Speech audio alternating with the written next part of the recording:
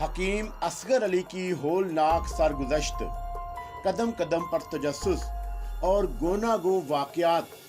एक ऐसे शख्स की कहानी जिसे बेपनाह पुरइस्रार कुव्वतें हासिल थी।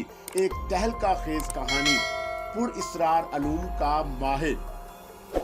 एक ऐसी कहानी जो आपके रोंगटे खड़े कर देगी। ठीक है पद्मावती, तो फिर हम वादा करते हैं कि हम दोनों एक दूसरे के दुख सुख के साथी हैं। जहां तक मुमकिन हो सका एक दूसरे के लिए कुछ करने की कोशिश करेंगे। अब तो तुम्हारे लिए अगर जान भी चली जाए तो मुझे खुशी होगी, पद्मावती ने कहा। रात गए तक वो मेरे पास बैठी रही। जब वो वहां से गई तो मेरा दिल किसी कदर सरशार था। उसके बाद मुझे गहरी नींद आ गई और सोने के बाद कोई दिक्कत नहीं हुई। दूसरी सुबह हस्बे मामूल थी। इस तरह तकरीबन 8 दिन गुजर गए। इस दौरान गोया कालीचरण हमें भूल गया था। मैं भी अपने तौर पर बैठा उसके बारे में सोचता रहता था। मैं सोचता था कि अब वो कमबख्त कौन कौन से नए हरबे इस्तेमाल करेगा। हजारों ख्वाहिशों में जकड़ा रहता होगा। वो पता नहीं काली बेड़ी में क्या हो रहा है। पता नहीं फतेह खान साहब को मेरी गुमशुदगी का कितना सदमा हुआ है। अजीब है इंसान थे और वो मैं उनकी शख्सियत आज तक समझ नहीं सका था। 8वें दिन कालीचरण अचानक नमूदार हो गया। मैं अपने कमरे से बाहर बैठा हुआ था। वो मेरे पास पहुंच गया, मुस्कुराते हुए आया था। आंखों में शैतानियत रक्सा थी। उसके सरापा देखकर मेरे दिल में नफरत का तूफान उमटने लगा था, लेकिन बहरतौर मैंने अपने आप को संभाला और मुस्कुराते हुए उसका इस्तकबाल किया। तो गोया बात बनती जा रही है। भाई वाह, हमें खुशी है कि पद्मावती ने बताया है कि उसने तुम्हारा मन मनमोहन रख दिया है नाम। हाँ, मुझे मोहन कहती है। तुम हो भी मनमोहन, ऐसे सुंदर, ऐसे बांके, ऐसे जवान कि किसी का मन भी तुम पर ललचा सकता है। मगर इस सुंदरता में अगर शक्ति भी शामिल हो जाए तो फिर क्या ही बात होगी। मैं तुम्हारे रास्ते पर चलने की कोशिश कर रहा हूँ और अपने आप को इसके लिए आमादा कर चुका हूँ कि तुम्हें अपना गुरु मान लूं।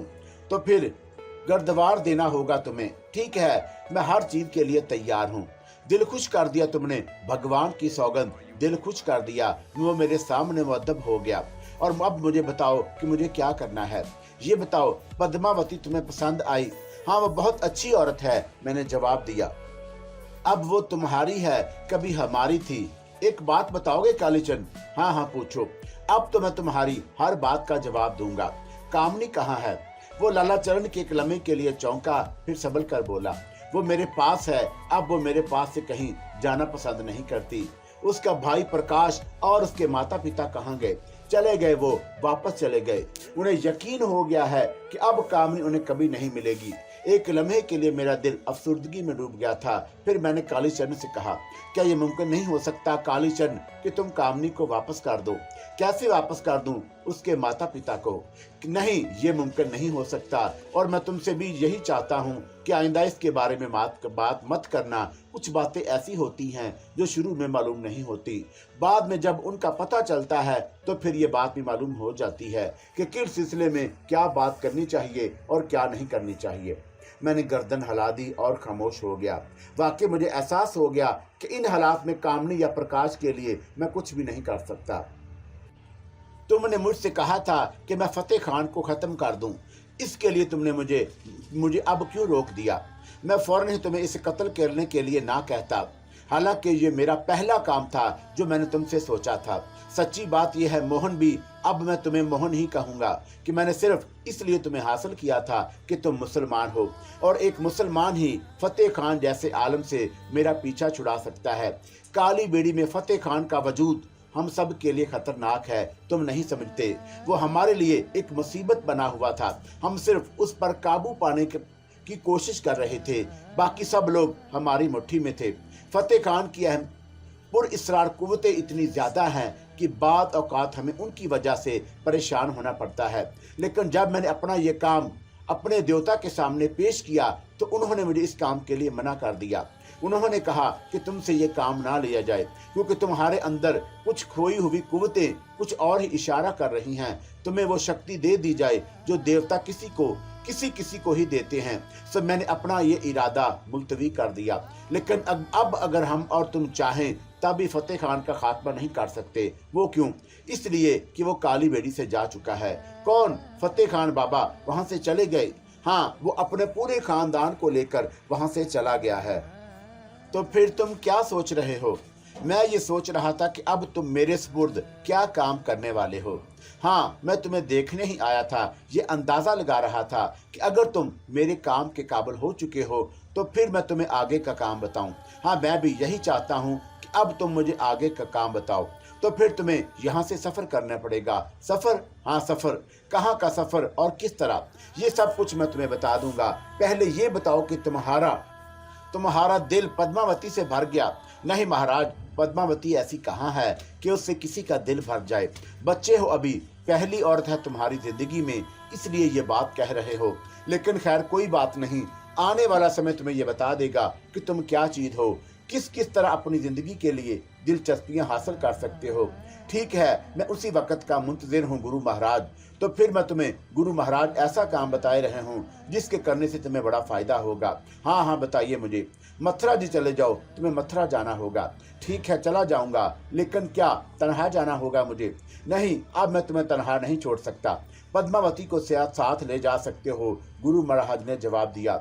एक लम्हे के लिए मैं सोच में पड़ गया। मैंने सिर्फ मथुरा का नाम सुना था, इसके बारे में मुझे इतना मालूम था कि वो हिंदुओं का बहुत बड़ा स्थान है। यहाँ से कितनी दूर है, वहाँ तक जाने के लिए मुझे कौन कौन से रास्ते इख्तियार करने पड़ेंगे, उसके बारे में मुझे कुछ मालूम नहीं था।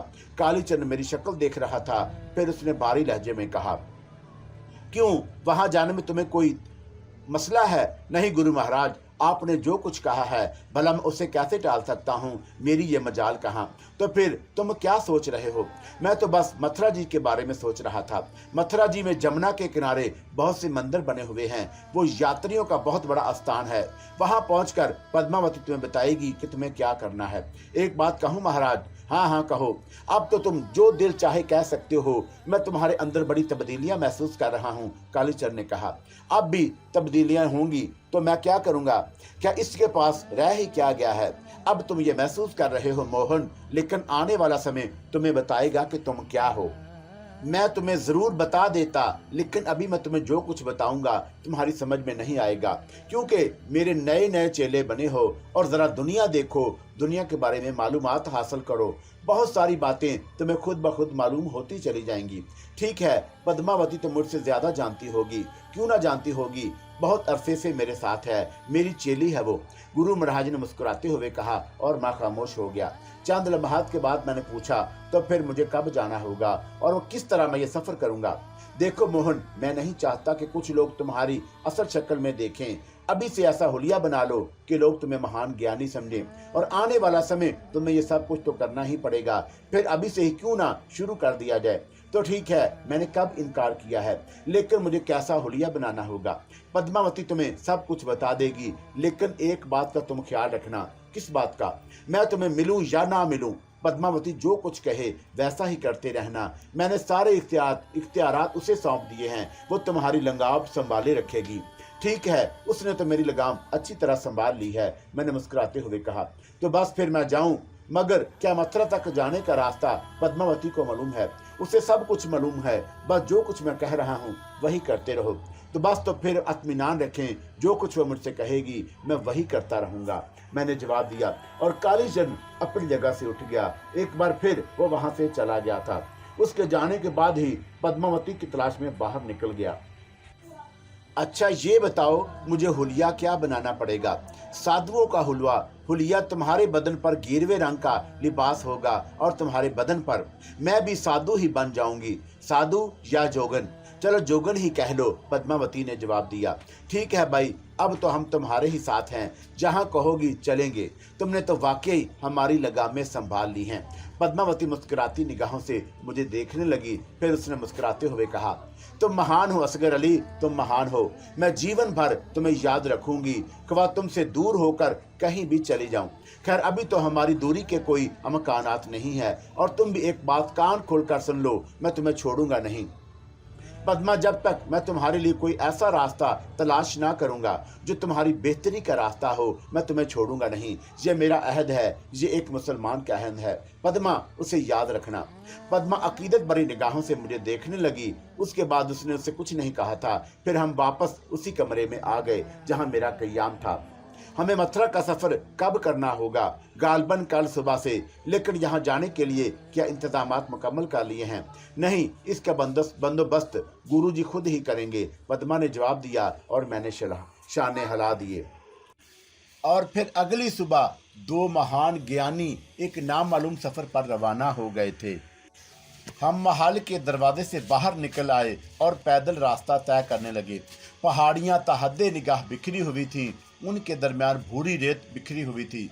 हम पहाड़ों और रेतों के दरमियान सफर करते रहे और सूरज हमारे सरों से गुजरता रहा। सूरज की तपश ने हमें खासा परेशान किया था, लेकिन पद्मा मेरे साथ साथ थी और मेरी हर जरूरत वो अपने बैरों के जरिए पूरी कर देती थी। और अब मैं इस बार का बेगौर जायजा ले रहा था। पद्मा के कब्जे में बड़ी कुव्वतें थीं। उसने जब चाहा पानी मंगवा लिया, जब चाहा कोई और काम करवा लिया। दोपहर के खाने तक उसने मुझे वही फल पेश किए थे जो महल में मुझे मिला करते थे, और ये सारी चीजें एक पड़ाव के जरिए से उस तक पहुंच जाती थीं। मैंने उससे इसके बारे में कुछ नहीं पूछा। जाहिर है जरूरत से ज्यादा किसी का दिमाग चाटना भी अच्छा नहीं था। दोपहर ढले हम एक ऐसे इलाके में पहुंच गए जहां रेत और चट्टानें नहीं थी, बल्कि सरसब्ज घास का एक वसी मैदान फैला हुआ था। उस मैदान के इंतहाई सिरे पर पहुंचने के बाद हमें एक बस्ती नजर आई। यहाँ ऊंचे नीचे मकानात बने हुए थे। मैंने हैरत से उस बस्ती को देखा और पद्मा से पूछा, क्या हम किसी बस्ती में पहुंच गए हैं? हो सकता है मोहन, यकीन करो मुझ पर, मुझे खुद भी इसके बस्ती के बारे में कुछ मालूम नहीं था। यूं लगता है जैसे फासला कम हो गया हो हमारा। मैं इस बात का नहीं समझ सका था। बहरतौर मैंने उसके बारे में कोई सवाल नहीं किया और उस वक्त रात के चिराग जल उठे थे जब हम उस बस्ती के करीब पहुंच गए। बस्ती अच्छी खासी बड़ी थी और यहाँ की आबादी हजारों के लगभग होगी। हम एक मखसूस रास्ते पर चलते हुए रेलवे स्टेशन तक पहुंच गए। रेलवे स्टेशन को देखकर मेरी आंखें छपक गईं। बहरसूरत हम प्लेटफार्म पर जाकर बैठ गए। लोग हमें अकीदत की निगाहों से देख रहे थे। उनमें वो हिंदू थे जो साधु और जोगनों से अकीदत रखते थे। किसी मुसलमान ने हमारी तरफ निगाह उठाकर भी नहीं देखा। बहरतौर काफी देर तक बैठे रहे। फिर मैंने पद्मा से पूछा, हमें यहाँ कब तक बैठना होगा?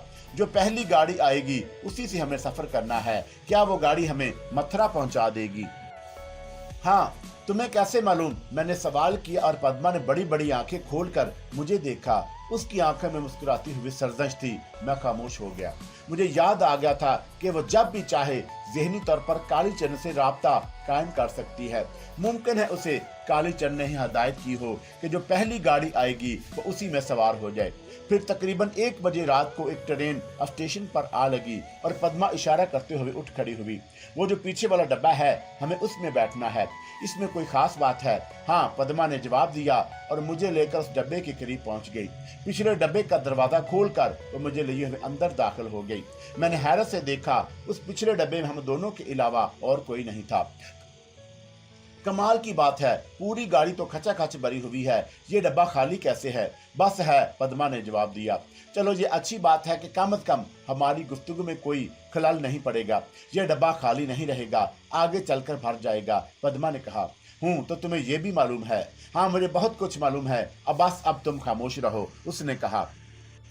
हम सफर करते रहे। ये पूरा दिन भी गुजर गया। फिर रात आ गई। पता नहीं कितना सफर कितना लंबा था। मैंने पद्मा से पूछा तो उसने कहा, जब समय आएगा हम मथुरा पहुंच जाएंगे। मैं खामोश हो गया। दूसरी रात भी सोकर गुजर गई, लेकिन इसके बाद जब सुबह हुई तो वह संभल कर बैठ गई। हम लोग अलग सुबह ही जाग गए थे, लेकिन बस काहलों की तरह बैठे रहे थे। पद्मा को संभल कर बैठे देखा तो मैंने कहा, क्या बात है? और स्टेशन मथुरा जी का है, उसने जवाब दिया। और फिर तू मुझे संभल कर बैठ जाना चाहिए। संभलना क्या है? हमारे पास कौन सा सामान है? हैरत अंगेज बात थी कि इतने तवील घंटों की मसाफत में यह डब्बा खाली रहा था और यह ट्रेन बेशुमार स्टेशनों पर रुकी थी, लेकिन किसी ने इस डब्बे में सवार होने की कोशिश नहीं की थी। मैंने पद्मा से कहा, तुमने तो कहा था कि आगे चलकर यह डब्बा भर जाएगा, लेकिन ये तो खाली रहा। हाँ, गुरु जी ने मुनासिब ना समझा होगा, पद्मा ने जवाब दिया। तो गुरु जी अब भी हमारे सरों पर मुसल्लत हैं। राम राम राम, मोहन जुबान को एहतियात से इस्तेमाल करो। मैं खामोश हो गया। ट्रेन रुकने के आसार नजर आए थे। थोड़ी ही दूर जमुना का पानी ट्रेन की पटरियों के साथ साथ दौड़ता हुआ नजर आ रहा था। हम जमुना के पुल से गुजर रहे थे और फिर ट्रेन रुक गई। मथुरा का स्टेशन आ गया था। सामने ही उर्दू और हिंदी जुबान में मथुरा लिखा हुआ था। चुनाचा हम डब्बे का दरवाजा खोलकर नीचे आ गए। मंदिरों और मूर्तियों का शहर हमारे सामने बिखरा हुआ था और पिंडे पुजारियों के गोल नजर आ रहे थे। हम आगे बढ़ते रहे। मुझे अंदाजा नहीं था कि पद्मा मुझे कहाँ ले जा रही है, लेकिन थोड़ी देर के बाद हम रेलवे स्टेशन से काफी दूर आ गए। अलबत्ता बन्ना का घाट अब हमारे करीब आ चुका था। ये घाट रेलवे स्टेशन के अन्नी दूर हटकर था। हम उसी तरह चलते रहे। मैंने पद्मा से कहा। वो भी खोई खोई सी नजर आने लगी थी। अभी हम कुछ ही दूर गए थे कि मैंने दो आदमियों को अपनी तरफ आते हुए देखा। सूरत व शक्ल से ये दोनों पुजारी ही लग रहे थे। उनके सर घुटे हुए थे, माथे पर भभूत मला हुआ था और गली में संदल पकड़ियों के मोटे मोटे दानों वाली मालाएं लटक रही थीं। दोनों के बदन पर धोतियां थी और पांव में उन्होंने लकड़ी के खड़ाऊ पहन रखे थे। मेरी निगाह उसके लिए उनकी तरफ उठ गई थी। मैंने उन्हें अपनी ही तरफ आते हुए देखा था। अभी मैं उन दोनों को देख ही रहा था कि वह मेरे करीब आकर बड़े अदब से मेरे सामने झुके। फिर सीधे होकर बाअदब आवाज में बोले, क्या मोहन महाराज आप ही का नाम है? हाँ। और कुमारी पद्मावती? इस बार उसने पद्मावती की तरफ देखा। हाँ, मैं ही पद्मा हूँ, पद्मा ने जवाब दिया। वो मुझसे थोड़े फासले पर जाकर खड़ी हुई थी। तब हम मित्रा जी आप दोनों का स्वागत करते हैं। और दोनों ने एक ही जबान में कहा। फिर दिन में एक बोला, हम गुरु धर्मानंद के चेले हैं और आपके दोनों को लेने के लिए भेजे गए हैं। गुरु धर्मानंद? मैंने सवाल किया। जी हाँ, गुरु धर्मानंद जी ने हमसे कहा था कि आपको लेने के लिए चले जाएं। हम स्टेशन पर पहुंचने वाले थे कि आप हमें यहाँ नजर आ गए। स्टेशन से तो यहाँ तक का काफी फासला है। क्षमा कर दे महाराज, हमें कुछ देर हो गई थी। दोनों घबराए हुए अंदाज में बोले। खैर ठीक है, कोई बात नहीं, लेकिन गुरु धर्मांतर को कैसे मालूम हुआ कि हम आ रहे हैं? हरे राम हरे राम, धर्मा जी को शायद आप नहीं जानते। वो बड़े महान ज्ञानी हैं। बहुत सी बातें उन्हें समय से पहले ही मालूम हो जाती हैं। और उनमें से एक ने कहा और दिल ही दिल में सोचने लगा, शायद यहाँ तो सब ही महान ज्ञानी हैं। बहरतौर उन्होंने कहा था कि मैं उनके साथ जाने से इनकार तो नहीं कर सकता था। मैंने पद्मा बयानी की जानब देखा तो उसने भी गैर महसूस तौर पर मुझे आंख से इशारा कर दिया और मुझसे कहा कि हमें उनके साथ चलना है। चुनाचा मैं उनके साथ साथ चलने लगा। पद्मा भी मेरे साथ थी। थोड़ी दूर चलने के बाद मैंने कहा, धर्मा जी का स्थान कितनी दूर है? महाराज, धर्मा जी का स्थान ज्यादा दूर नहीं है, आप चलते रहें। अच्छा चलो, मैंने कहा और हम उनके पीछे पीछे चलते रहे। पुजारियों का कहना ठीक था। धर्मानंद जी के स्थान तक पहुंचने के लिए हमें ज्यादा फासला तय नहीं करना पड़ा। सामने ही एक मंदिर नजर आ रहा था। मंदिर के थोड़े फासले पर लातादाद कुटियां बनी हुई थी, जिनके बाहर नंग धरंग साधु और पुजारी इधर उधर घूम फिर रहे थे। अब हम मंदिर से थोड़े फासले पर थे कि मंदिर के घंटे जोर जोर से बजने लगे और कुटियों के बाहर घूमते फिरते पंडितों और पुजारी चौंक चौंक कर हमारी तरफ देखने लगे। मैं समझ नहीं सका कि ये सब हमारी तरफ मतवज्जा हो गए हैं, लेकिन हमारे साथ आने वालों ने दबी जुबान में कहा, ये सब आपके स्वागत के लिए तैयार हो गए हैं महाराज। हमारा यही रिवाज है, जब कोई महान पुरुष अपने पुत्र चरण हमारी तरफ बढ़ाता है तो उसके स्वागत के लिए मंदिर के घंटे बजाए जाते हैं। मंदिर चौका करीब आ गया था, इसलिए मैंने उनसे कुछ पूछना मुनासिब नहीं समझा। मेरी रहबरी करने वाले दोनों पुजारी मेरे करीब बने हुए एक बड़ी कुटिया के सामने रुक गए। देखते ही देखते हमारे चारों तरफ साधु और पुजारियों का अच्छा खासा हजूम इकट्ठा हो गया था। उनकी नजरें मेरे और पद्मा के चेहरे की तरफ बनी हुई थी, लेकिन मैंने उनकी तरफ कोई तवज्जो नहीं दी और अपने रहबर पुजारी को घूर कर बोला, क्या धर्मानंद महाराज यहीं रहते हैं? हाँ महाराज, आप अंदर चले जाइए, एक पुजारी ने जवाब दिया। मैंने पद्मा का हाथ थाम कर अंदर जाने के लिए कदम उठाना ही था कि वही पुजारी जिसने मेरी बात का जवाब दिया था तेजी से मेरे रास्ते में हायल हो गया और पद्मा को घूरते हुए बोला, धर्मानंद महाराज अपनी कुटिया में किसी पुजारन का दाखिला पसंद नहीं करते। मैंने घूर कर पुजारी की तरफ देखा। इसकी ये मुदाखलत मुझे पसंद नहीं आई थी, लेकिन फिर पद्मा ने आहिस्ता आहिस्ता मेरा हाथ दबाया और आंखों ही आंखों में इशारे से मुझे बताया कि पुजारी जो कुछ कह रहा है वो गलत नहीं है। मैंने एक लम्हे के लिए कुछ और सोचा और फिर पद्मा का हाथ छोड़कर दरवाजे पर पड़े हुए पर्दा हटाकर अंदर दाखिल हो गया। मेरी नजर एक कवि अल हब्सा साधु पर पड़ी थी, जो कि दरमियान के चीते की खाल पर बैठा हाथ में माला लिए कोई जाप कर रहा था। वो सांड का सांड था। चेहरा उसका काफी बड़ा था और करख्तगी के उसके आसार उसके चेहरे पर नुमाया थे। उसके बड़े बड़े बाजू, उनके चौड़े चकले सीने पर बड़े बड़े स्याह बाल नजर आ रहे थे और वह पुजारियों की तरह उसका सर घुटा हुआ नहीं था, बल्कि उस पर लंबी लंबी कुटाइयां बिखरी हुई थी, जिन्हें समेटकर चूड़े की शक्ल में बांध लिया गया था। चीते की काल के करीब मट्टी का एक प्याला रखा हुआ था, जिसमें लोबान सुलग रहा था और वहां धुएं की लकीरें उसमें उठती हुई महसूस हो रही थी। अंदर सिर्फ उस चीते की खाल के अलावा और कोई चीज मौजूद नहीं थी। अलबत्ता दरवाजे की बाएं जानब कोने में एक बिस्तर तय किया हुआ रखा था। बिस्तर के करीब ही लोहे का एक जंग आलूद बक्स मौजूद था, जिस पर पीतल की एक साफ शफाफ लुटिया रखी हुई थी। अंदर से ही कुटिया की दीवारें कच्ची मिट्टी से बनाई गई थी। अकबी सिमत से ही बाहर जाने के लिए एक दरवाजा मौजूद था। उस कुटिया के आसपास 15-20 गज के रकबे पर और कुछ नहीं था। पहली नजर में इस तैयार को देखकर मैंने यही अंदाजा लगाया था कि गालबन कुटिया का अकबी दरवाजा मंदिर के सहन में खुलता होगा। अंदर दाखिल होकर मैं तकरीबन 15 मिनट तक उस पुजारी को घूरता रहा, जो बदस्तूर अपने जाप में मसरूफ था। उसके चेहरे पर नजर आने वाली करख्तगी को देखकर मैंने उसके बारे में कोई अच्छी राय कायम नहीं की थी। मुझे यकीन था कि वो भी कालीचंद की तरह कोई बदमाश किस्म का साधु है। कालीचंद के साथी इसके अलावा और क्या हो सकते थे। बहरतौर मैं खामोश खड़ा, दिल ही दिल में मुझे कोफत भी हो रही थी और मैं सोच रहा था कि अगर थोड़ी देर तक ये साधु पाठ में मसरूफ रहा तो मैं यहाँ से वापस चला जाऊंगा। फिर मैंने अपने इस इरादे को अमली जामा पहनाने के बारे में सोचा और साधु की आवाज मेरे कानों से टकराई। कहाँ चले? मैंने पलट कर देखा तो पुजारी अपनी बड़ी बड़ी आंखें खोले मुझे घूर रहा था और उसकी आंखों में मुझे सुर्ख सुर्ख सी चिंगारियां उड़ती हुई नजर आ रही थी। उसने फिर मुझसे कहा, पद्मावती भी तुम्हारे साथ आई है? हाँ, मैंने मुक्त सिर जवाब दिया। महाराज कालीचंद ने मुझे तुम्हारे बारे में सारी बातें बता दी हैं। तुम तकदीर के शहंशाह हो, नौजवान जिसे देवताओं ने अपने लिए काम के लिए स्वीकार कर लिया है, लेकिन देवताओं का कुर्ब हासिल करने का किसी का आसान काम नहीं है। जो अपना दीन धर्म छोड़कर उसके रास्ते की तरफ कदम बढ़ा चुके हो, बड़ी पाबंदियों से गुजरोगे। बोलो, क्या तुम्हें ये पाबंदियां कबूल कर सकते हो? मैं नहीं जानता मुझे किस किस्म की पाबंदियां कबूल करना पड़ेंगी। जान जाओगे, पहले मेरी बात का जवाब दो। यही तुम्हारी बात का जवाब है, मैंने भी करख्त लहजे में कहा। साधु चौंक कर मुझे देखने लगा। उसके चेहरे पर हैरत के नकूश नुमाया थे। शायद उसे इस बात का अंदाजा न था कि उस जैसे पुजारी से भी कोई इस अंदाज में बात कर सकता है। यहाँ आने वाले यकीनन उसके अकीदतमंद हुआ करते होंगे, जो उसके सामने गर्दन झुकाकर बात करते होंगे, बल्कि बात भी क्या करते होंगे, उनकी आवाजें उनके सामने लड़ती होंगी। वो चंद लम्हात मुझे देखता रहा। मैंने उसकी सुर्ख सुर्ख आंखों में नफरत के शोले रक्स करते हुए देखे। चिंगारियां शोलों में बदल गई थी। फिर उसके होंठों पर एक हरकारत अमीज मुस्कुराहट फैल गई। नए नए हो बालिक, धर्मानंद के बारे में जानते नहीं हो। धर्मानंद के सामने ऊंची आवाज में बोलने की कोशिश आइंदा मत करना। सुनो धर्मांदर, अगर तुम्हें कालीचंद ने मेरे बारे में कुछ नहीं बताया है तो मुझे अफसोस है। मैं किसी की परवाह नहीं करता। तुम अगर बड़े ज्ञानी होगे तो अपने लिए होगे।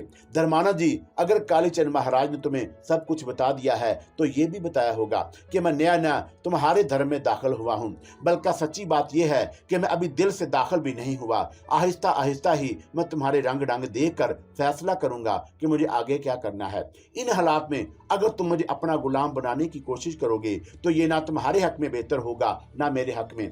मैं रास्ते से भटक जाऊंगा। अगर मुझे सही रास्ते पर लाना चाहते हो तो इंसान बनकर मुझसे बात करो और इंसानों की तरह मुझसे जो काम बताना चाहो बताओ। मेरे इन अल्फाज पर धर्मानंद के होंठों की तलख मुस्कुराहट सिमट गई थी। उसके चेहरे पर एक लम्हे के लिए सुर्खी नजर आई, जैसे वो गुस्से को बर्दाश्त करने की शदीद कोशिश कर रहा हो। काफी देर तक वो इसी तरह मुझे घूरता रहा, फिर उसने आंखें बंद कर लीं। काफी देर इसी तरह गुजर गई। मैं धर्मानंद के बोलने का इंतजार करता रहा। फिर वो आंखें खोल कर बोला, ठीक है, सुनो, मैं अपने आप पर जबर करूंगा। सुनो बालक, जो शक्ति हासिल करने के लिए तुम यहाँ आए हो वो आसानी से तुम्हें हासिल नहीं होगी। उसके लिए तुम्हें कई कठिन जाप करने होंगे। पहले मुझे ये बताओ तुम इसके लिए तैयार हो या नहीं। जाहिर है मैं कालीचरण गुरु महाराज की सारी बातें मानना चाहता हूँ और उसमें ये बात भी शामिल थी कि मुझे शक्ति हासिल करने के लिए ये जाप भी करने होंगे, इसीलिए उन्होंने मुझे तुम्हारे पास भेजा है। तो फिर ठीक है, अंदर मंदिर के सामने बहुत सी कुटियाएं बनी हुई हैं। मेरे चेले तुम्हें एक कुटिया दे देंगे। 3 दिन तक यहाँ रहो और मंदिर के दर्शन करो। तुम्हें मंदिरों के रीतो रिवाज मालूम हो जाएंगे। चौथे दिन मेरे पास आना। ठीक है, और कुछ? मैंने पूछा। इस दौरान मन को शांत करने की कोशिश करना। ये कोशिश तुम करो महाराज, क्योंकि तुम मेरे उस्ताद हो। उस्तादों से ऐसे ही बात की जाती है। खैर कोई बात नहीं, तुम मेरी उस्तादी को मन से मान लेगा, बहुत जल्द मान लेगा। उसने कहा और मैं उसकी तरफ देखता हुआ बोला, अब मैं जाऊं? हाँ जा, चला जा, कोई बात नहीं। मैं उसके इन अल्फाज के खत्म होने से पहले ही बाहर निकल आया था।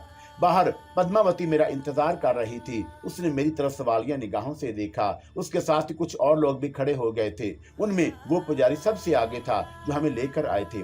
क्या आज्ञा दी है गुरु महाराज ने? उनमें से एक ने पूछा। उन्होंने कहा कि हमें एक कुटिया में रहना होगा। 3 दिन तक हम वहां रहेंगे और मंदिरों के दर्शन करेंगे। तो आइए महाराज, हम आपको आपके स्थान पर ले चलें। उन दोनों ने अदब से कहा और मैं उनके साथ आगे बढ़ गया। थोड़ी देर के बाद हम एक कुटिया के सामने हमें पहुंचा दिया गया जो खाली थी। अंदर पहुंचकर हमने चारों तरफ देखा। उस कुटिया में ज्यादा जगह नहीं थी। कोई ऐसी चीज भी नहीं थी जो हमारे इस्तेमाल के लिए होती। लेकिन थोड़ी देर के बाद उन पुजारियों ने हमारे लिए दरियों और कंबलों का इंतजाम कर दिया। उसके साथ ही कुछ बर्तन भी हमें पहुंचा दिए गए। हमारे अपने कमंडल हमारे साथ थे जिन्हें हमने एक सिमत रख दिया। और फिर पद्मावती ने जल्दी से मेरे और अपने लिए बिस्तर बिछा दिया। मैंने मुस्कुराती निगाहों से पद्मा को देखा और बोला, तुम्हें मेरी वजह से काफी परेशानी हो रही है पद्मा। कैसी बातें करते हो? मेरे और तुम्हारे बीच रिश्ता कायम हो गया है, वो काफी नहीं है। हाँ है तो काफी, लेकिन इस रिश्ते में मेरे ऊपर कुछ पाबंदियां, जिम्मेदारियां आयद हो गई हैं। कैसी जिम्मेदारियां? मुझे तुम्हारी हिफाजत करनी होगी। मैंने कहा। ये अल्फाज सुनकर पद्मावती की आंखों में आंसू डुबडुबाए। मैंने उसकी आंसू भरी आंखों को देखा और तड़प कर उसके करीब पहुंच गया। अरे रोने क्यों लगी? मैंने तो कोई ऐसी बात नहीं की जिससे तुम्हारे दिल को ठेस पहुंचती हो।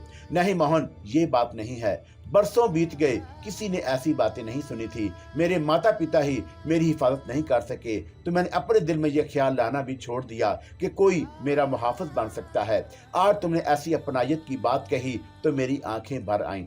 नहीं पद्मावती, मैं कौल का पक्का हूँ। मेरी जिंदगी में बहुत कम लोग आए हैं जिनसे मुझे मोहब्बत हुई है, इसलिए मेरी जो कुर्बानी दी है तुमने, मैं उसे कभी फरामोश नहीं कर सकता।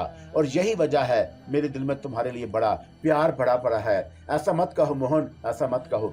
क्यों पद्मावती, क्या बात है? मोहन, मैं तो अब अकेली गुलाम रह चुकी हूँ और मेरी अपनी कोई सोच नहीं है। मेरा अपना कोई वजूद नहीं है। मैंने तो तवील अरसे से अपने आप पर सोचना ही छोड़ दिया। देखो मोहन, मैं तुमसे साफ साफ कह देती हूँ कि तुम जिस मकसद के लिए आए हो उसे पूरा करो। जब तुम महान शक्ति हासिल करने में कामयाब हो जाओगे तो फिर दूसरों की मदद करने के बारे में सोचना। अभी तो तुम खुद अपनी मदद भी नहीं कर सकते। इन शैतानों से निपटने के लिए तुम्हें न जाने कैसे कैसे हालात से गुजरना होगा।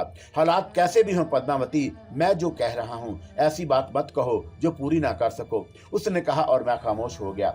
वक्त गुजरता रहा। मेरे अपने दिल में तरह तरह के ख्यालात आ रहे थे। एक दिल तो चाहता था कि किसी भी तरह इस जंजाल से निकल जाऊं, एक भरे पूरे शहर में रहूं, शहर की भीड़ भाड़ में कहीं गुम हो जाऊं और अपनी जिंदगी में खामोशी से गुजार दूं। लेकिन फिर इस जिंदगी का क्या मकसद होगा? इंसान की जिंदगी में अगर कोई मकसद ना हो तो फिर जीना महाल हो जाता है। रात का ना जाने क्या बजा था कि चिराग जले के दफ्तन। मैंने बाहर नारों वगैरह की कुछ आवाजें सुनी। मेरी समझ में नहीं आया था कि ये नारे कैसे हैं, लेकिन यहाँ का तो बाहवा आदम ही निराला था। हर तरफ से नाकूसों और घंटियों की सदाएं सुनाई देती थीं। पद्मा चौंक कर खड़ी हो गई। शायद धर्मानंद महाराज आ रहे हैं। तुम्हें कैसे मालूम? तुम जे जयकार नहीं सुन रहे? ये उन्हीं का नाम लेकर जारी है। ओहो, आ रहे हैं तो आने दो। क्या जरूरी है कि वो हमारी तरफ ही आ रहे हों? आओ जरा देखे तो सही, पद्मावती ने कहा और मेरे साथ उठकर कुटिया से बाहर आ गई। हमने देखा कि थोड़े ही फासले पर धर्मानंद जी महाराज और उनके बहुत से चेले जमा थे। मैंने दूर ही से उस मजमा पर एक उचटती सी निगाह डाली। धर्मानंद इधर ही देख रहा था। फिर आहिस्ता आहिस्ता वो कुटिया के करीब पहुंच गए। मैं और पद्मावती वहीं खड़े हुए थे। तब धर्मानंद महाराज ने किसी कदर खुश्क लहजे में कहा, तू यहाँ क्यों खड़ी है? उनका तखातब शायद पद्मावती से था। ये मेरे साथ है धर्मानंद महाराज। नहीं, तेरा और इसका साथ अब ज्यादा अरसे नहीं रह सकता। ये बात हमारे और तुम्हारे दरमियान पहले ही हो चुकी है। हाँ, और मैंने पहले ही तुझसे यही कहा था कि अगर तुझे मन से जाप करने हैं और कुछ बनना है तो फिर नारी का फेर छोड़ दे। ये मेरे लिए नारी नहीं है महाराज, आप नहीं जानते। हम सब जानते हैं। हमसे ये शुभ इसके बाद कभी मत कहना कि हम नहीं जानते। ठीक है, अगर ये जरूरी है कि ये मेरे साथ ना रहे तो मैं इसकी जुदाई भी बर्दाश्त कर लूंगा। लेकिन एक बात सुन लीजिए महाराज, पद्मावती को कोई नुकसान ना पहुंचे, इसे कोई तकलीफ ना होने पाए। फिर वही बेकार बातें। तू कौन होता है इसकी सिफारिश करने वाला?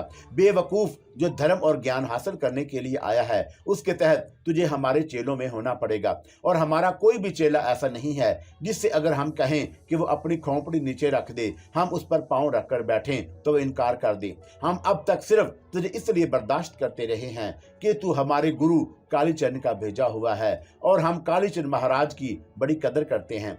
ये सूरत हाल गैर मुतवक्का थी। पद्मावती से ढंग से बात भी नहीं कर सकता था, उसे कुछ हदायत भी नहीं दे सका। अब समझ में नहीं आ रहा था क्या करूं। बहरतार उन लोगों से ज्यादा इनहराफ मुनासिब नहीं था।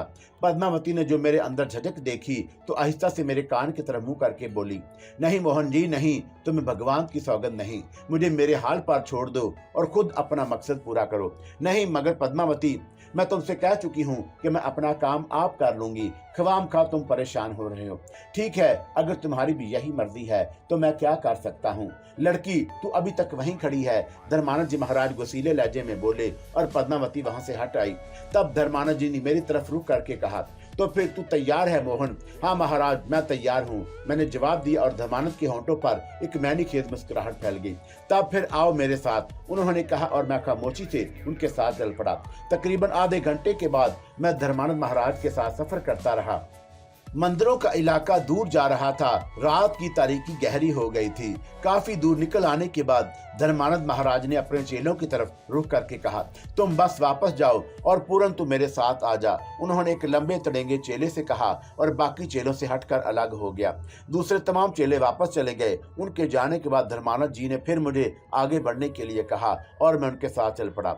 उस वक्त चारों तरफ घुप अंधेरा फैला हुआ था। वो चेला जिसे रोक लिया गया था हाथ में लालटेन उठाए हमारे साथ साथ चल रहा था। जंगल का इलाका शुरू हो गया। चारों तरफ हू का आलम तारी था। हू का साए साए की आवाज और दूर से आने वाली घंटियों की आवाजों ने माहौल को पुर इसरार बना दिया था। हम लोग न जाने कितनी दूर सफर करते रहे। मथुरा के बारे में मेरी मालूमात बिल्कुल नहीं थी। इससे पहले कभी इस इलाके का तज़किरा भी नहीं सुना था, सवाई नाम के। चुनाचा मुझे यहाँ के बारे में कुछ मालूम नहीं था। अब मंदिर बहुत दूर रह गए, इतनी दूर कि घंटियों की आवाजें भी सुनाई नहीं दे रही थी। हमें अलबत्ता 11 के कहके जरूर सुनाई दे रहे थे। जगह जगह झाड़ियां उगी हुई थी और यूं महसूस होता था जैसे बहुत सी बदरूहें चादर ओढ़े साथ झुकाए बैठी हुई हों। उस पुर इसरार माहौल में हम दोनों खामोशी से सफर कर रहे थे। हमारे कदमों की चाप आहिस्ता आहिस्ता उभरी तो यूं महसूस होता था जैसे कोई दबे पांव हमारे पीछे चला आ रहा हो। न जाने इस तरह आगे बढ़ते हुए कितनी देर गुजर गई और फिर एक जगह पहुंचकर धर्मानंद जी रुक गए। मैं चौंक कर उन्हें देखने लगा। धर्मानंद जी की बड़ी बड़ी सुर्ख आंखें मेरी जन्म निगरां थी। उनकी आंखों में एक अजीब सी पुर इसरार चमक थी। मैं एक लम्हे के लिए तो झुरझुरी लेकर रह गया। शक्ति फिर फौरन ही संभल गया। मुझे देखकर धर्मानंद जी के होंठों पर मुस्कुराहट फैल गई। क्यों बालक, कैसे हाल हैं? क्या मतलब, डर तो नहीं लग रहा तुझे? धर्मानंद जी महाराज, ये सवाल आप क्यों कर रहे हैं? इसलिए कि ये जगह तो बहुत खराब है। जिंदों का शहर पीछे छोड़ आया तू, अब तो ये मुर्दों का शहर है। यहाँ रूहों का राज है। आत्माओं की इस बस्ती में आत्माएं भटकती रहती हैं। कभी कभी वो इंसानी निगाहों के सामने भी आ जाती हैं और अजीब अजीब खेल खेलती हैं। वो देखो, सामने थोड़े फासले पर जो खंडरात बिखरे हुए हैं, उनमें बेशुमार आत्माएं भटकती रहती हैं। अगर तुम उनसे डर गए तो तुम्हारा काम मुश्किल हो जाएगा। धर्मानंद महाजी महाराज, अगर उन खंडरात में रूहें भटकती हैं तो ये मेरे लिए खुशी की बात है। अरे वाह, क्यों? धर्मानंद ने चौंक कर पूछा। इसलिए कि मैं खुद को अकेला नहीं महसूस करूंगा। धर्मानंद चंद लम्हात खामोश रहा, फिर उसने किसी कदर सर्द लहजे में कहा, इस वक्त तो तू बहुत बहादुर बन रहा है मोहन, मगर एक बात सुन ले, आत्माओं की दोस्ती अच्छी होती है ना दुश्मनी। वाह धर्मानंद महाराज जी, ये बात तो मैंने पुलिस वालों के बारे में सुनी थी। मजाक कर रहा है तू, लेकिन आने वाला समय बताएगा कि मैं मजाक नहीं कर रहा था। आप मुझे यहां से डरा रहे हैं कि आप नहीं चाहते कि मैं यहां रुककर जाप करूं।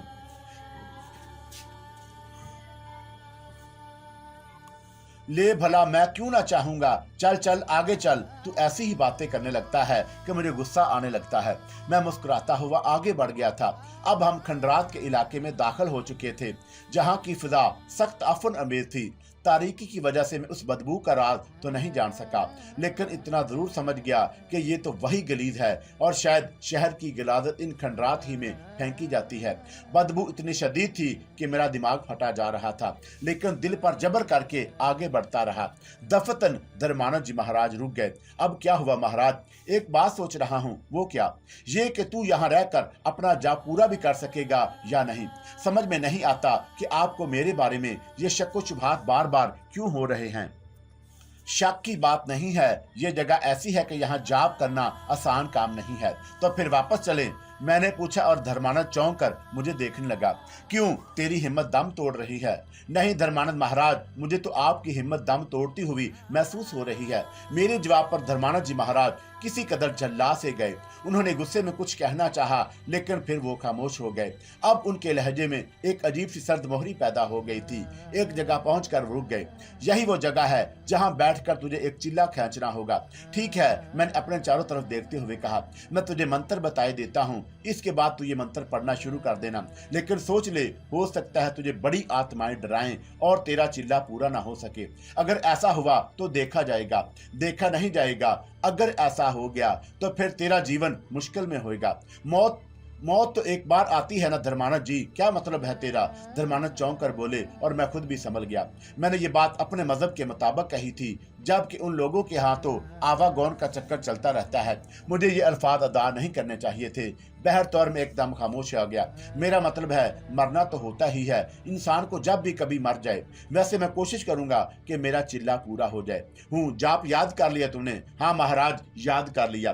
तो फिर अब मैं चलता हूँ, लेकिन सुन ले, तू अपने गिर्द एक कड़ा बना लेना और उस कड़े में बैठकर ही तुझे जाप करना होगा। अगर यहाँ से बाहर निकला तो तेरे लिए मुश्किलें पैदा हो सकती हैं। ठीक है, मेरे खाने पीने का क्या होगा? खाने पीने का इंतजाम अभी हो जाता है, महाराज ने कहा और फिर अपने पुष्ट पर हाथ करके ना जाने कहां से एक थैला सा निकाल लिया। इसमें ऐसे सूखे फल हैं जिन्हें खा खा कर तुझे गुजारा करना होगा, और ये जल है। इन्होंने बड़ा सा एक मटका मेरे सामने रख दिया। मुझे अंदाजा हो गया कि ये तमाम चीजें धर्मानंद महाराज अपने साथ नहीं लाए थे, बल्कि ये फौरी तौर पर तलब की हुई चीजें हैं। मेरी समझ में नहीं आ रहा था कि अब मुझे क्या करना चाहिए। चिल्ला कशी के लिए मैंने वादा तो कर लिया था और उस पर मेरा दिल भी आमादा था कि मैं चिल्ला खींचूं और वो खुद कुव्वतें हासिल करूं जो मेरे बाप के दुश्मन अर्जुन सिंह को तबाह कर दे। लेकिन इसके साथ साथ ही मुझे ये ख्याल भी बार बार सताने लगता था कि कहीं मेरा दीन मुझसे ना छिन जाए। बहरतौर ये तमाम बातें धर्मानंद जी के सामने करने की नहीं थी। जिस तरह वो मुझसे कहता रहा और मैंने इस तरह करने का वादा कर लिया। जब धर्मानंद महाराज मुझे यहाँ छोड़कर चला गया तो मैंने तरह से इस माहौल का जायजा लिया। गलादत और गंदगी की वजह से मेरा जहन मुश्तबर होता जा रहा था। मैं सोच रहा था कि क्या इस खौफनाक जगह बैठकर मैं चिल्ला कशी कर सकता हूँ, यहाँ कुछ और तकलीफ ना हो। लेकिन ये बदबू बड़ी खौफनाक थी जिससे मेरा दिमाग फटा जाता था। जब धर्मानंद वहां से काफी दूर चला गया और मेरी निगाहों से उजल हो गया तो मैंने वहां से थोड़े फासले पर एक दरख्तों के झुंड में जाकर पनाह ली। इस जगह हवा चल रही थी और उसका रुख दूसरी जानब था, जिसकी वजह से बदबू यहाँ नहीं आ रही थी।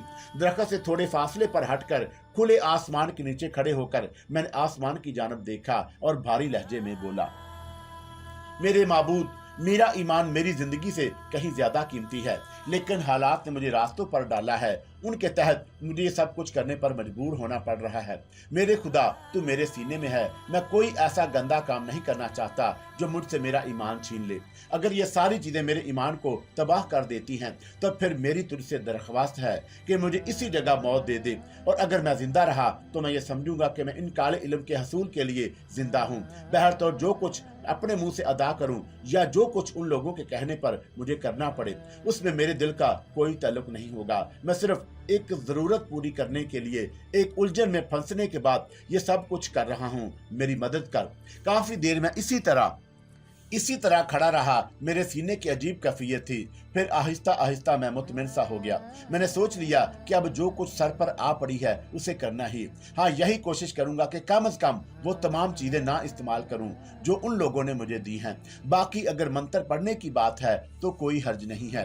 मैं ताकत के हसूल के लिए नहीं बल्कि उन लोगों के जाल में फंसने के बाद ये सब कुछ कर रहा था। फिर मैं वहां से वापस उस जगह आ गया जिसे धर्मानंद ने मुझे बताकर गया था। मैंने धर्मानंद के बताए हुए असूलों के मुताबिक एक दायरा बनाया और फिर उसमें बैठकर उसके बताए हुए बोल पढ़ने लगा।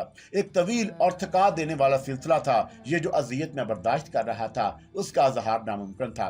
वीरान खंडरों में और दफन की जगह बैठकर मुझे यह मंत्र पढ़ना था। पहले ही रात मुझ पर बहुत भारी गुजरी थी। आज अगर मैं इस रात का तस्वर करता हूँ तो मेरे दिल पर लर्जा सा तारी होने लगता है। मैं तुम्हें बता नहीं सकता वकार कि मेरी उस वक्त क्या कैफियत थी। चारों तरफ से डरावनी और खौफनाक आवाजें आ रही थी।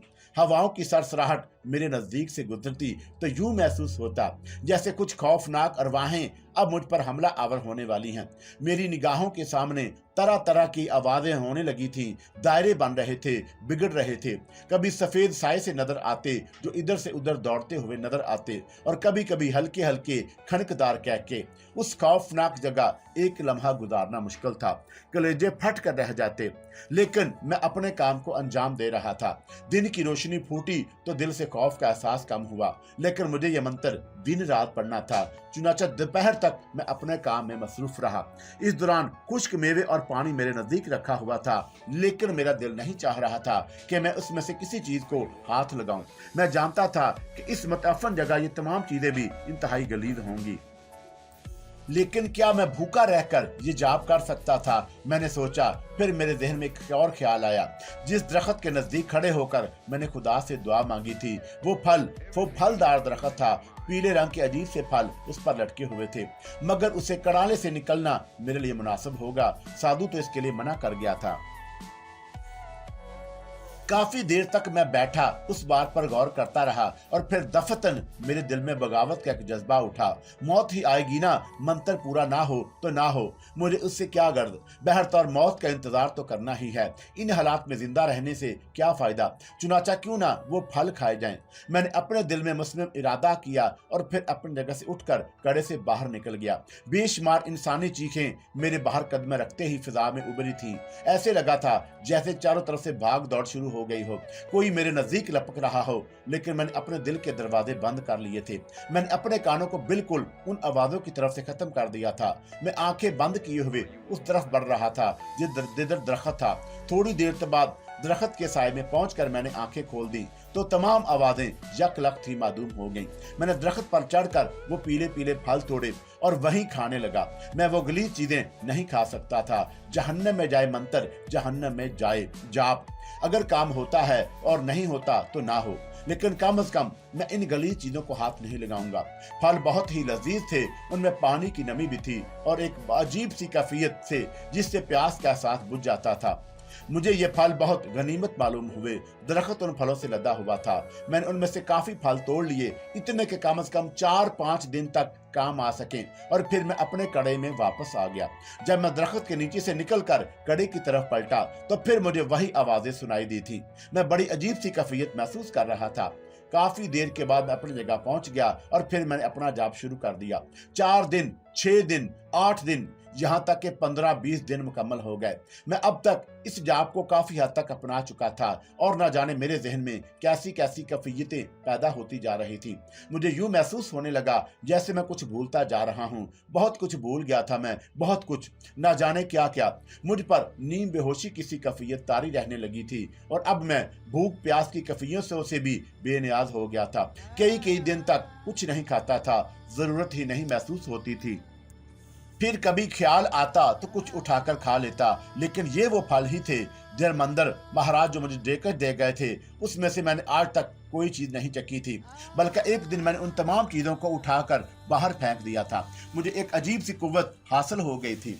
यूं लगता था जैसे मेरे वजूद के कई हिस्से हो गए हों और ये हिस्से मेरे आसपास बैठे हों।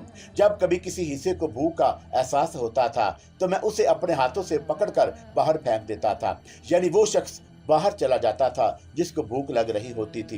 कभी मुझे नींद आती तो मैं सोने वाले वजूद को अपने वजूद से निकालकर बाहर फेंक देता और नींद खत्म हो जाती। मैं नहीं जानता था कि ये मेरे अंदर क्या क्या कैफियतें पैदा होती जा रही हैं। बस मुझे दुनिया का कोई होश नहीं रहा था, ना दिन की तमीज थी ना रात की। बस मैं अपने अमल में डूबा हुआ था।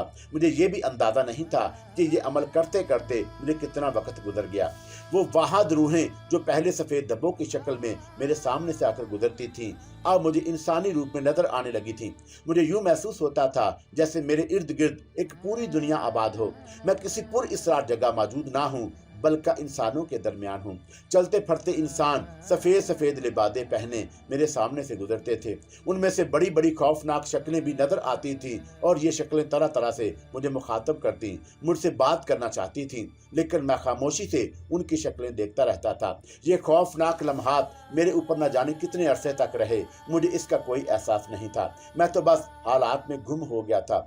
मुझे यूं महसूस होता था जैसे मेरा दिमागी तवाज़ुन दुरुस्त नहीं रह गया। रात की तारीकी में गंदी बलाओं के तरह तरह के रूप मेरे सामने आते। कभी मुझे यूं लगता जैसे वो मुझे उठाकर हवाओं में बुलंद हो रहे हों, और फिर कभी यूं महसूस होता जैसे मैं उस बुलंदी से नीचे गिर रहा हूं। कभी ऐसे लगता जैसे मेरी नज़रों के सामने आग रोशन है जिस पर एक बड़े कड़ाव में तेल उबर रहा है। डरावनी सूरत वाली बलाएं मेरी जानब लपक रही थी कि मुझे उठाकर कड़ाव में डाल दें। कभी खौफनाक दरिंदों की आवाज़ें कानों से टकराने लगती, लेकिन मुझे इन चीज़ों से कोई खौफ नहीं महसूस होता था। ये मंजर मेरी निगाहों के सामने उभरते और आहिस्ता आहिस्ता मादूम हो जाते। एक शाम मैं सूरज छुपे अपने उस कड़ाले में बैठा हुआ बदस्तूर मंतर का जाप कर रहा था कि मेरी आंखें सामने की तरफ निगरान थी कि दफतन कोई मुझे अपनी तरफ आता हुआ नजर आया। मेरी निगाहें नहीं देख सकती थीं, लेकिन मेरा जहन सोच नहीं सकता था। अलबत्ता इस वक्त मेरी सोच अचानक वापस आ गई। मैंने बगौर देखा तो ये पद्मावती थी। मेरा दिल एक लम्हे के लिए धड़का कि पद्मावती, लेकिन फिर मैं फौरन ही मैंने अपने आप को मार लिया। कोई भी हो, इनका क्या भरोसा, कौन है ये, कहां से आते हैं, कहां चले जाते हैं, मुझे इसका अंदाजा नहीं था। चुनाचा मैंने आंखें बंद कर ली और जब दोबारा आंखें खोली तो पद्मावती मेरी निगाहों के सामने से गायब थी। पद्मावती थोड़ी देर मेरी निगाहों के सामने रही और फिर उजल हो गई। मेरे जहन में इसका एहसास जरूर जागा था, लेकिन कोई खास तसव्वुर नहीं पैदा हुआ था। कुछ और वक्त इसी तरह गुजरा। मैं अपना मंत्र पढ़ता रहा। मुझे अंदाजा भी नहीं था कि मेरा मंत्र कितना हो चुका है। जितना उसके बारे में कहा गया है उतना या उससे कुछ ज्यादा। अलबत्ता जब कभी जहन वापस आ जाता तो मुझे एहसास होता कि मैं यहाँ काफी अरसे से मुकीम हूँ। कोई बात समझ में नहीं आती थी, कुछ सोचना समझना ही नहीं पड़ता था, बस मैं था और वक्त था। एक दिन यूं ही मेरी तबीयत घबराई तो मैं अपनी जगह से उठ खड़ा हुआ। मैंने इधर उधर देखा और फिर आहिस्ता आहिस्ता उस जगह से बाहर निकल आया। ना जाना कितने अरसे के बाद मैंने उस कड़े से बाहर कदम रखा था। मेरे अंदर एक अजीब सी कैफियत बेदार हो गई थी। जब कभी सोचना चाहता तो सोच सकता था, वरना जहन एक तरह से गुम ही रहता था। बाहर निकलकर मैंने अपने आप पर गौर किया और मुझे यूं महसूस हुआ जैसे मेरे साथ बहुत से अफराद चल रहे हों। उन सब की शक्लें देखी तो मुझे अपना ही शक्ल नजर आई। हाँ, ये मैं था जो कई हिस्सों में तकसीम था, मगर मुझे अपने आप को बहुत से हिस्सों में देखकर कोई हैरत नहीं हुई। मैं तो बस एक अजीब सा इंसान बन चुका था। उन सब के साथ चलते हुए जब मैं कदम आगे बढ़ा तो मैंने बहुत दूर उस दरख्त को देखा जिसके फल खाकर मैंने जिंदगी गुजारी थी। जब मैंने उसे देखा तो मेरे अंदर के भूख का एहसास जागा। मैंने दरख्त की तरफ निगाह दौड़ाई और दफतन बेशुमार फल दरख्त से नीचे गिरकर मेरी तरफ लपके। आन की आन में ये फल मेरे करीब पहुंच चुके थे। मैंने उनमें से कुछ फलों को पकड़ा और अपने दांतों में दबाकर चबा डाला। उन्हें चबाकर मुझे एक अनोखी सी कुव्वत महसूस हुई। मैंने अपना पेट भरा हुआ महसूस किया तवील अरसे के बाद मेरा पेट भरा था, लेकिन ये फल मुझे नहीं तोड़ने पड़े थे, बल्कि ये खुद टूट कर मुझ तक पहुंचे थे। हैरत अंगेज बात थी। दूसरी हैरत अंगेज बात यह थी कि मेरे कदम जमीन पर नहीं पड़ रहे थे। हाँ, जमीन मेरे पांव के नीचे कहाँ थी, मैं चल सकता था, लेकिन मेरे पांव जमीन से ऊपर उठे हुए थे। मेरे होंठों पर मुस्कुराहट फैल गई। मुझे अपने अंदर बेपनाह तवानाई महसूस हुई। मुझे यूं महसूस हुआ जैसे मैं अगर चाहूं तो बड़े बड़े तनावर दरख्तों को जड़ से उखाड़ कर फेंक सकता हूं। तजर्बे के तौर पर मैंने एक दरख्त के करीब जाकर उस पर कुव्वत आजमाई की। बहुत ही आसान काम साबित हुआ था। मैंने दरख्त पर हाथ रखकर जरा सा ही जोर लगाया था कि दरख्त की जड़ें हिलने लगी। जिस जगह मैं खड़ा हुआ था वहां तक से जमीन उखड़ गई, क्योंकि दरख्त की जड़ें काफी दूर तक गहराइयों में थीं और चंद लम्हात के बाद दरख्त जमीन बोस हो गया था। मेरे हलक से कहका आजाद हो गया। ये कुव्वत मेरी अपनी है। मैं ताकतवर हो चुका हूँ। एक अजीब सा नशा मेरे दिलो दिमाग पर तारी होने लगा। मैं झूमता हुआ आगे बढ़ा। अब मेरी कैफियत उस मस्त हाथी की सी थी जो अपने रास्ते की हर चीज को रोंदता हुआ चलता है। मेरी सिर्फ अपनी सीध में चल रहा था और दरख्त मेरे कदमों तले रोंदे जा रहे थे। दरख्त मेरी राह में मज़ाहम होता, मैं एक हाथ मारकर उसे गिरा देता। उसी तरह झाड़ झंकारों से गुजरता हुआ मैं काफी दूर तक चलता रहा, यहाँ तक कि रात गहरी और तारीख हो गई। जिस वक्त रात गहरी हुई, मैं एक संगलाक पहाड़ी इलाके में मौजूद था। ये सफर मैं न जाने कितनी रफ्तार से तय किया था, मुझे इसका कोई अंदाजा नहीं था। अलबत्ता इस संगलाक इलाके में पहुंचने के बाद मुझ पर शहर की सी कैफियत खत्म हो गई। अब मैं अपने बारे में सोचने लगा था, समझने लगा था। मैंने अपने इर्द गिर्द बैठे हुए लोगों को देखा। ये सब मैं था। हाँ, उनकी तादाद बेपनाह थी। मेरे वजूद के न जाने कितने टुकड़े हो गए थे, मैं उनको गिन भी नहीं सकता था। सब के सब मुझ जैसे थे, सब मेरी शक्लो सूरत के थे, लेकिन अपनी शक्लो सूरत देखकर मुझे शदीद हैरानी हुई। बाल बिखरे हुए, लंबी दाढ़ी जो सीने तक फैल गई थी, लिबास तकरीबन वो सीधा होकर बदन से गायब ही हो गया था। उंगलियों के नाखून बढ़ गए थे, बदन और चेहरे पर गिर्द की लंबी लंबी तहें जमी हुई थी। मैंने अपने इस वजूद को अच्छी निगाह से नहीं देखा था। ये तो ठीक नहीं है, मुझे अपने अंदर की ये तब्दीलियां दूर करनी होगी। लेकिन जल्दी क्या है, अभी तो वक्त बहुत है, बहुत लंबी उम्र पड़ी है, अभी तो बहुत कुछ देखना है, बहुत कुछ सोचना है। अलबत्ता मैंने पानी की तलाश शुरू कर दी। मैं इधर उधर देखने लगा, पानी कहाँ मिल सकता है, और अगर सामने की किसी चट्टान में सुराख बन जाए और उस सुराख से पानी बह निकले तो मेरे लिए कितना मुनाफा बख्श हो। नीचे ये जो गड्ढा बना हुआ है, ये पानी से भरकर तालाब बन जाएगा और मैं इसमें दाखिल होकर अपने जिस्म से गिर्द की तह हटा सकूंगा। मेरी निगाहें उस चट्टान पर जम गईं। दफतर मैंने एक धमाका सा सुना, चट्टान तरक गई थी। उसके तड़ाक के बाद उसमें सुराख सा बन गया और फिर उस सुराख से मोटी सी पानी की धार नीचे निकलने लगी। रात की तारीकी में भी ये धार चमकती हुई नीचे गिर रही थी और बेआबो गया चट्टानों में पहली बार पानी की आवाज बुलंद हुई थी। मेरे होंठों पर मुस्कुराहट फैल गई। मैं जानता था कि अगर ऐसा ही होगा, हाँ ऐसा ही होना चाहिए था। ये मेरे अंदर की बेपनाह कुव्वतें थी। मैं बाआसानी पानी में हासिल कर सकता हूँ, हर चीज मुझे बाआसानी मिल सकती है। चुनांचे जब नीचे गड्ढे में तालाब बन गया, तालाब में दाखिल होकर मैंने अपने बदन से गिर्द की तमाम तहें साफ की, चेहरा साफ शिफाफ किया। अब पहले से बहुत तब्दील हो गया था। लिबास अलबत्ता मेरे बदन पर नहीं था, लेकिन ये कौन सा मुश्किल काम। अगर एक लंबा सा लिबादा मेरे बदन के लिए हासिल हो जाए तो फिर भला क्या मुश्किल हो सकती है। हाँ, ये लिबादा कहीं से भी लिया जा सकता है।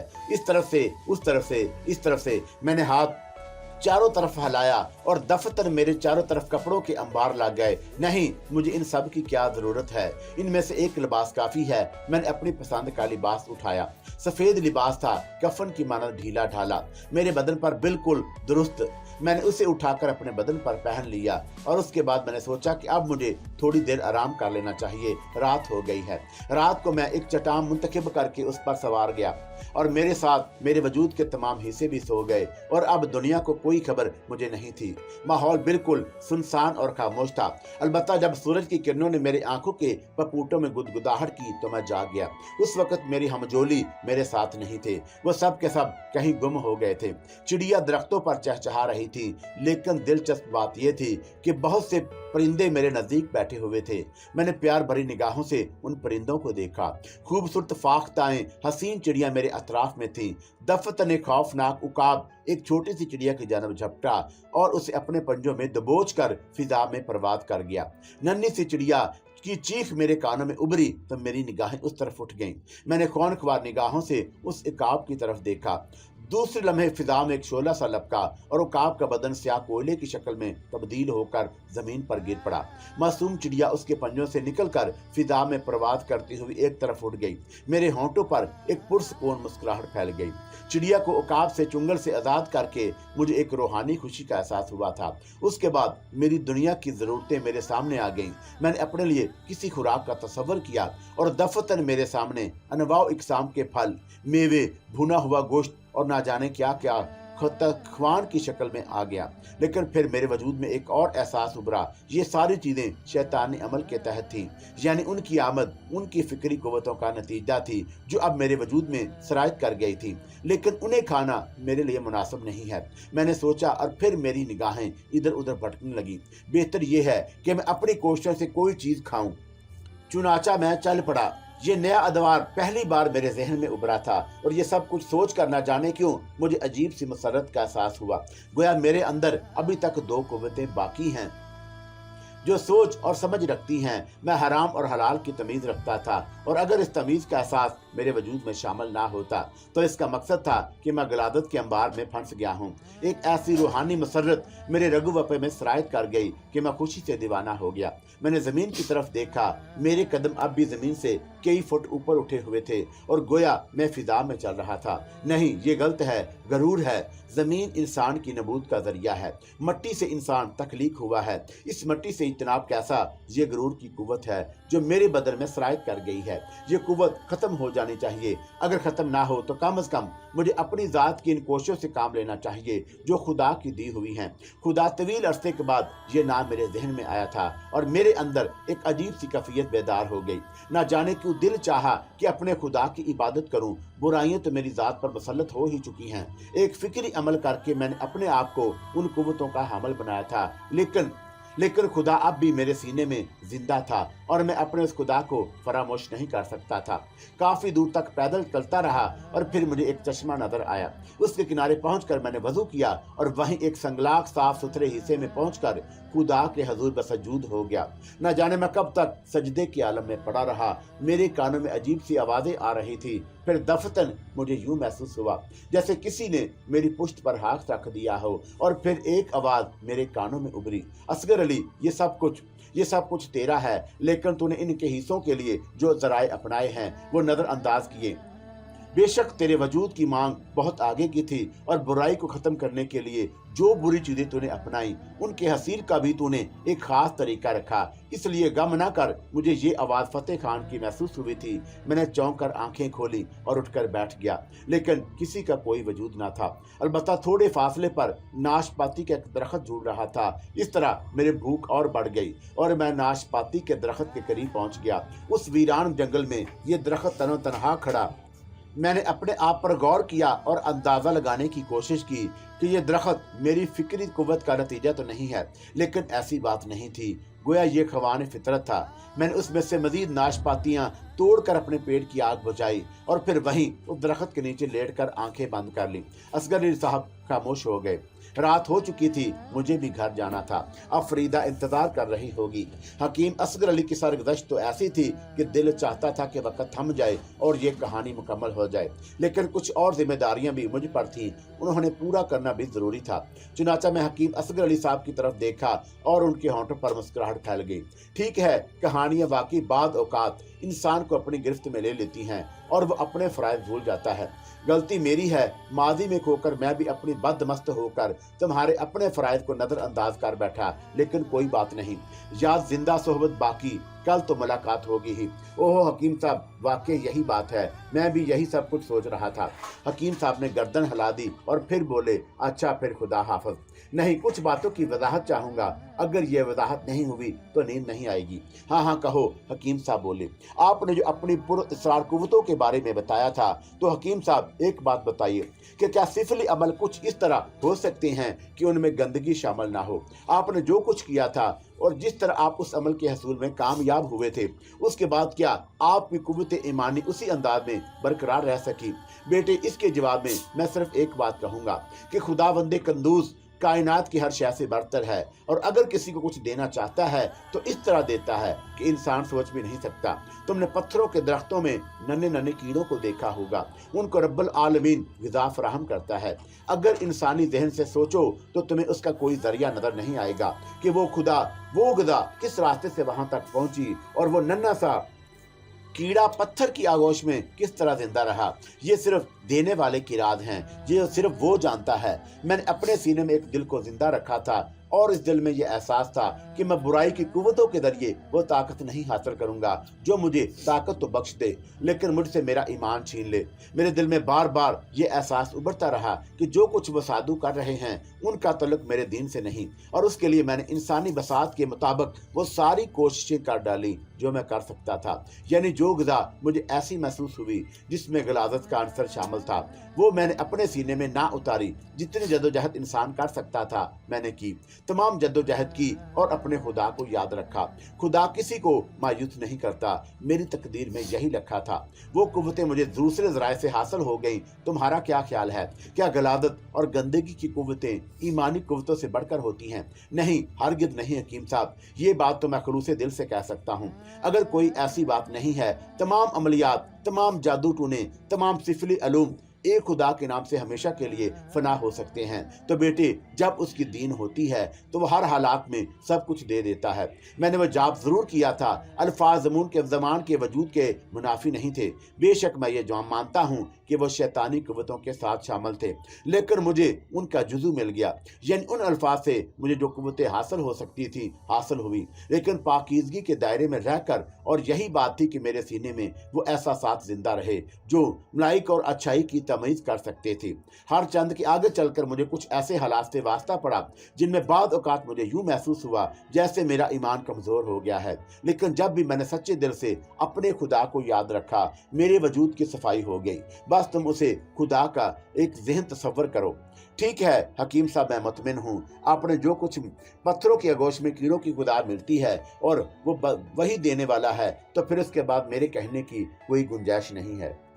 हाँ, अगर तुम्हारी तसल्ली ना हुई हो तो मैं दूसरी मिसालें दूंगा, मगर इस वक्त नहीं। जाओ, तुम्हारी बेटी तुम्हारा इंतजार कर रही है। मैं अपनी जगह से चला आया। फरीदा को यह कहानी मैंने नहीं सुनाई थी, इसलिए कि वो ऐसी बातों पर बहुत ज्यादा यकीन नहीं रखती थी। लेकिन बहरतौर मैं रात भर हकीम साहब की सरगुदश्त में गुम रहा और दूसरे दिन हस्बे मामूल उनकी खिदमत में पहुंच गया। हकीम साहब भी मेरी आदत का पता था और वह मेरा इंतजार कर रहे थे। चाय तैयार थी, मेरे सामने चाय पेश की गई और फिर मेरी फरमाइश पर उन्होंने अपनी दास्तान वहीं से शुरू की जहां से खत्म की थी। मैं हस्बे मामूल उनकी कहानी में गुम हो गया था। हकीम साहब ने कहा,